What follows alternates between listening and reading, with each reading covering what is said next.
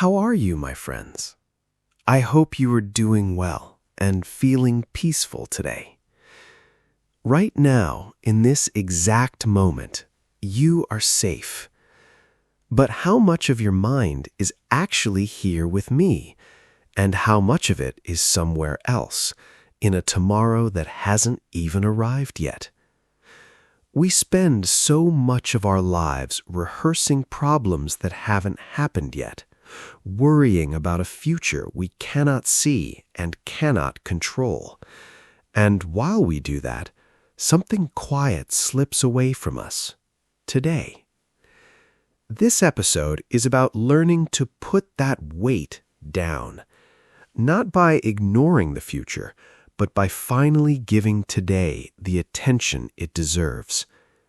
I'll share an honest reflection, a story about a man named Arthur and the garden he forgot to live in, some meaningful vocabulary, and a few gentle ways to quiet an overthinking mind. So wherever you are right now, take a breath, let your shoulders drop, and just for the next 20 minutes, let's be here together in this moment. Let's begin. Today's episode is about something almost everyone experiences, worrying about the future instead of living fully in today.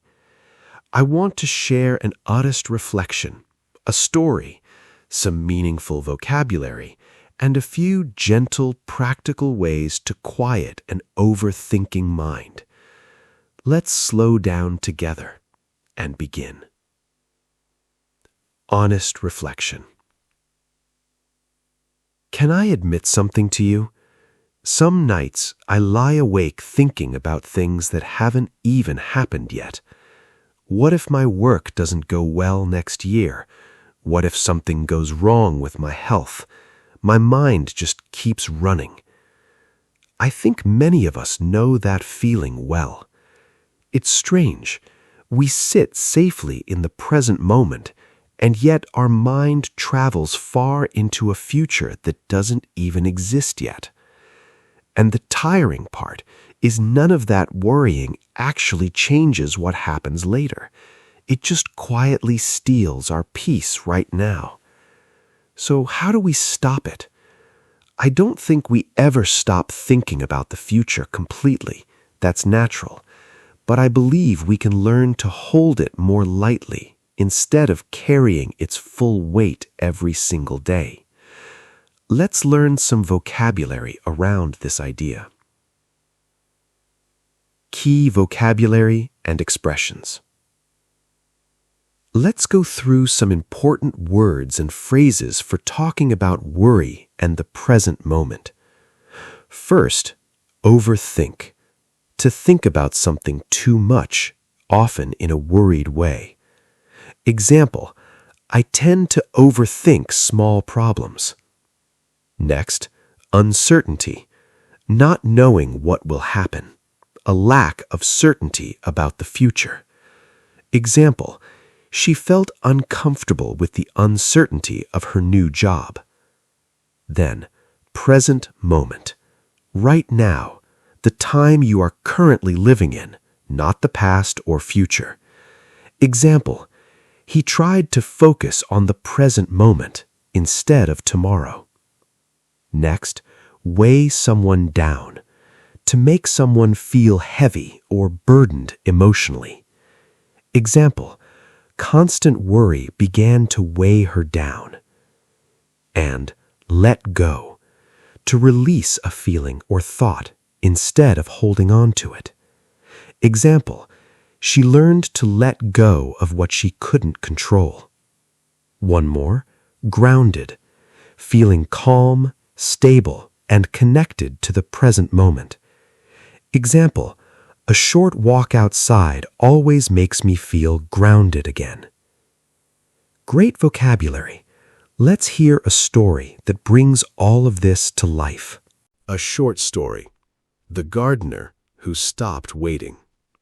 Let me tell you about a man named Arthur, who spent most of his life worrying about what was still to come. Arthur was a careful man. He planned everything, his savings, his career, even his weekends, weeks in advance. But no matter how much he planned, his mind was never at rest. He constantly asked himself, what if this fails? What if that goes wrong? Arthur owned a small garden behind his house, though he rarely spent time in it.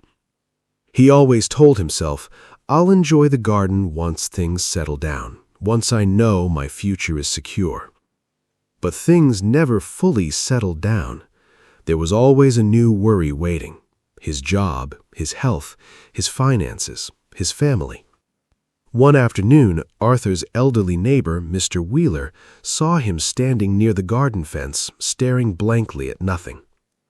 "Arthur," Mr. Wheeler said gently, "you've owned this house for 15 years, and I don't think I've ever seen you sit in that garden." "I know," Arthur admitted. "I keep telling myself I'll relax once everything is settled, once I know things will be okay." Mr. Wheeler smiled, the way only someone with many years of life can smile. "Arthur, things are never fully settled. I'm 82 years old, and I still don't know what tomorrow holds. None of us do." Arthur frowned. "Then how do you seem so peaceful?" "Because I stopped waiting for certainty before allowing myself to live. I water my plants today. I enjoy my coffee today. I worry about tomorrow's problems when tomorrow actually arrives, not before." That evening, something in Arthur's mind shifted. He walked into his neglected garden for the first time in years. He noticed a few weeds, some dry soil, and one small, stubborn flower still blooming despite the neglect. He knelt down slowly and began pulling a few weeds, not because it would fix his entire future, but simply because it was something useful he could do right there in that moment.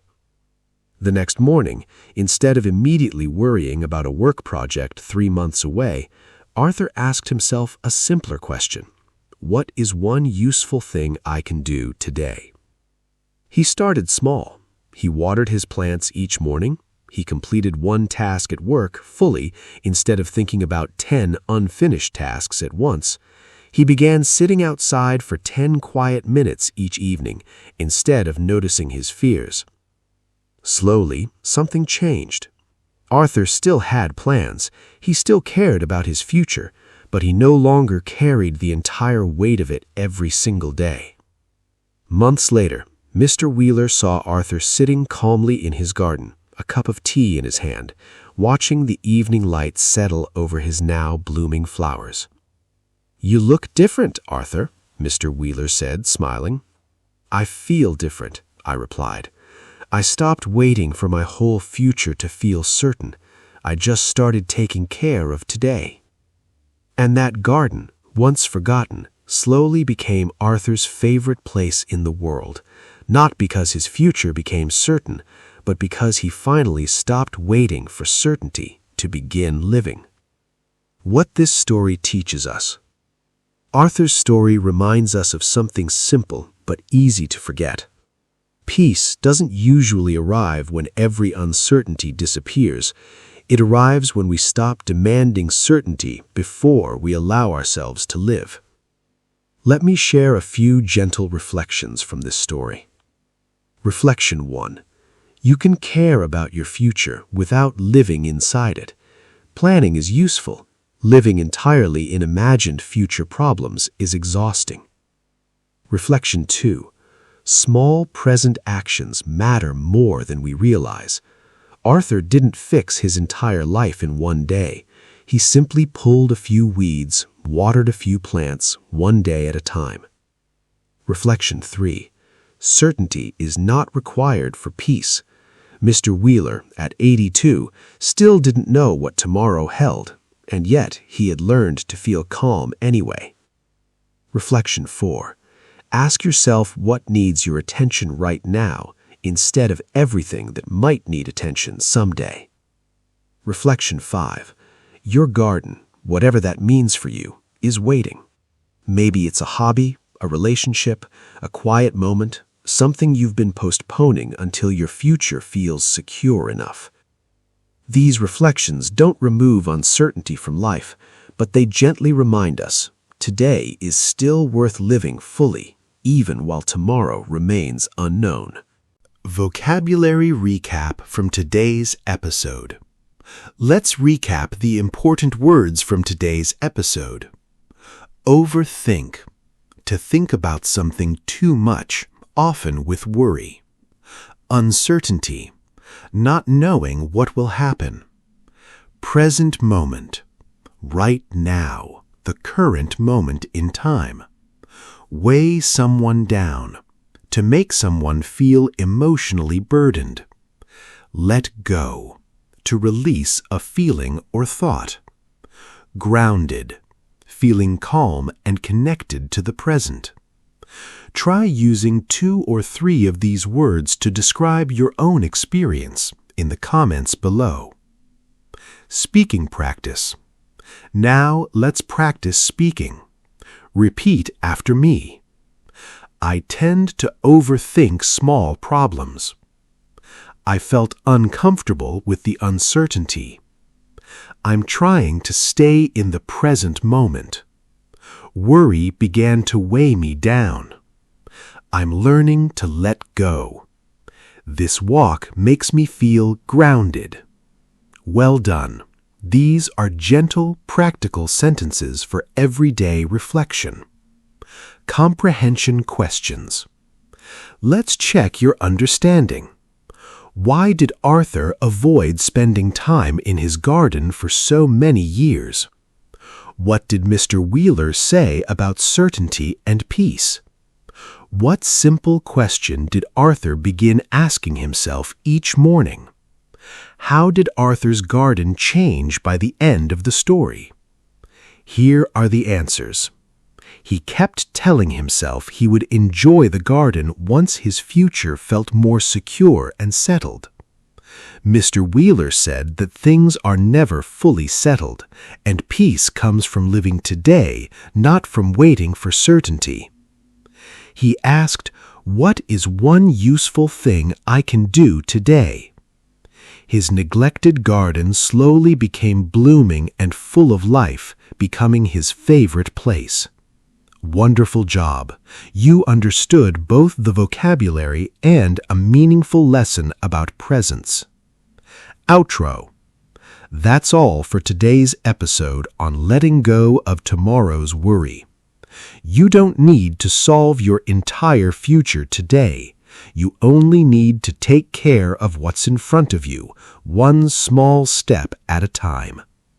If this episode meant something to you, please like, subscribe, and share it with someone who might need a calmer mind today. See you in the next episode of Universal English Learners. Goodbye, and keep learning and keep living gently in today.